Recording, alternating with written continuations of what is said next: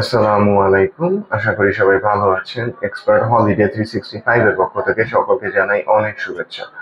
বর্তমান সময়ে আপনারা একটা কমন প্রশ্ন করে থাকেন যে কানাডার ভিজিট ভিসা নিয়ে, কানাডার ভিজিট ভিসা রেশিওটা কি বাড়বে নাকি এমনই থাকবে, বা আপনারা একটা কনফিউশনের মধ্যে বর্তমানে ভুগছেন, কারণ বর্তমানে কানাডার গভর্নমেন্ট তাদের ভিজিট ভিসা দেয়ার জন্য যে টাইম ডিউরেশনটা ছিল বা প্রসেসিং এর যে টাইমটা লাগতো সেটা একটু বাড়িয়ে দিয়েছে। সো এটা খুবই নর্মাল একটা ব্যাপার। সো আপনারা কনফিউজ হয়ে গিয়েছেন যে ভিসা রেশিওটা কেন কমে গেল, বা আপনাদের মনে জিজ্ঞাসা আমরা কি অ্যাপ্লাই করব নাকি করব না। সো আজকের আলোচনা মূলত এগুলো নিয়েই। সো আপনাদের যে জিজ্ঞাসা যে ভিসা রেশিওটা কমে গিয়েছে, সো ভিসা রেশিও বেসিক্যালি কমে না, ব্যাপারটা আসলে এভাবে দাঁড়ায় না। সো দেখা গিয়েছে যে ভিসা রেশিও কোনো একটা দেশে একটা সময় খুব ভালো আপনারা দেখতে পান, আবার একটা সময় দেখেন যে ভিসা রেশিওটা কম, মানে ভিসা কম হচ্ছে। তার মানে এই নয় যে ভিসা রেশিও বাড়িয়ে দিয়েছে বা কমিয়ে দিয়েছে। সো এখন তাদের কাছে অনেক ফাইল জমে গিয়েছে, সো তারা একটু প্রসেস করতে সময় লাগছে, যার জন্য ভিসা রেজাল্ট আসতে দেরি হচ্ছে।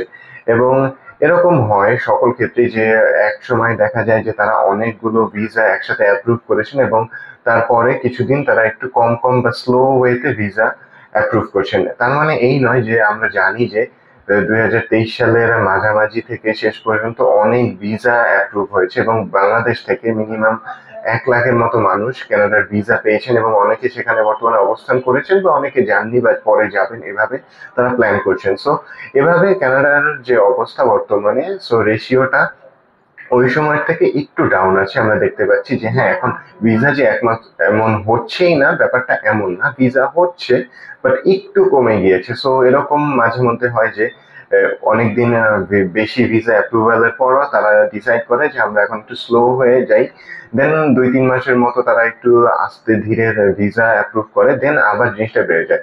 কারণ এই জিনিসটা কেন হয়, প্রতিটি এম্বাসি, নট অনলি যে কানাডা, পৃথিবীর যে কোনো দেশের এম্বাসি বা ভিসা অফিসারের দায়িত্ব হচ্ছে তাদের দেশে হচ্ছে গিয়ে অন্য মানুষ বা ইন্টারন্যাশনাল ট্যুরিস্টকে ভিজিটর ভিসা দেয়া।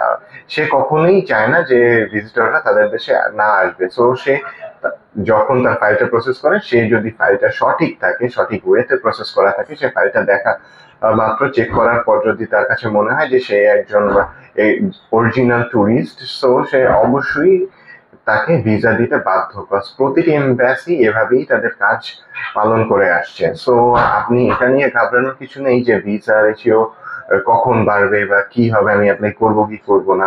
সো ভিসা রেশিওটা এখন একটু স্লো আছে, বাট এটার পসিবিলিটি অনেক বেশি। সবসময় এমনই হয় যে জিনিসটা যে কিছুদিন স্লো থাকার পর 2-3 মাস দেন আবার রেশিওটা বেড়ে যায়। সো দেখা গিয়েছে যে আপনি যদি চিন্তা করেন যে আমি এখন অ্যাপ্লাই করব কি করব না, পরে করব, সো আপনি এখনই যদি অ্যাপ্লাই করেন, সো আপনার পুরো প্রসেসটা হতেই এখন অনেক সময় লাগে। যেমন আপনি অ্যাপ্লিকেশন সাবমিটের পরে আপনার অনেকের বায়োমেট্রিক লেটার আসতে দেরি হয়। সো বায়োমেট্রিক লেটার আসার পরে আপনার বায়োমেট্রিক এর অ্যাপয়েন্টমেন্ট নিতে হয়। সো এগুলোতেই দেখা গেছে আপনার 15 দিন সময় লেগে গেল, দেন হচ্ছে ওটার পরে রেজাল্ট আসতে।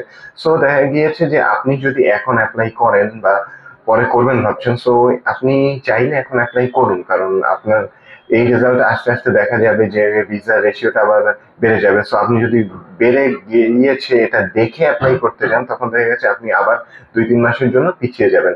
সো আপনি যদি কানাডার জন্য ভিজিট ভিসা অ্যাপ্লাই করার চিন্তা করে থাকেন, সো আমার সাজেশন হচ্ছে আপনি আপনার ফাইলটা সঠিকভাবে প্রসেস করুন। যদি আগে রিফিউজড হয়ে থাকেন, সো যেসব কারণে রিফিউজড হয়েছে ওই কারণগুলো সর্ট আউট করে, ওই কারণগুলো ঠিক করে আপনি আপনার ভিসাগুলো, আপনি আপনার ভিসার জন্য আপনার ডকুমেন্টস গুলো সাবমিট করতে পারেন। সো যে জিনিসটি যে জিনিসটি আপনারা করবেন সেটি হচ্ছে আপনি আপনার ডকুমেন্টস গুলো প্রপারলি অ্যারেঞ্জ করে, প্রপারলি সাজিয়ে আবার ভিসার জন্য আবেদন করতে পারেন।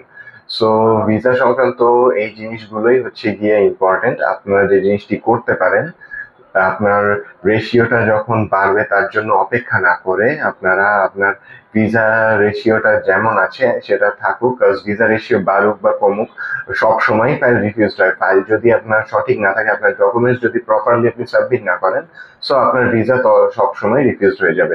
সো এখন যেহেতু রেশিওটা একটু ডাউন আছে, বাট আশা করা যায়, সো একটা অ্যালগোরিদমের মতোই এই জিনিসটা চলে। সো কিছুদিনের মধ্যেই দেখা গেছে খুব শীঘ্রই ভিসার রেশিওটা আবার আগের মতো বেড়ে যাওয়ার পসিবিলিটি অনেক বেশি।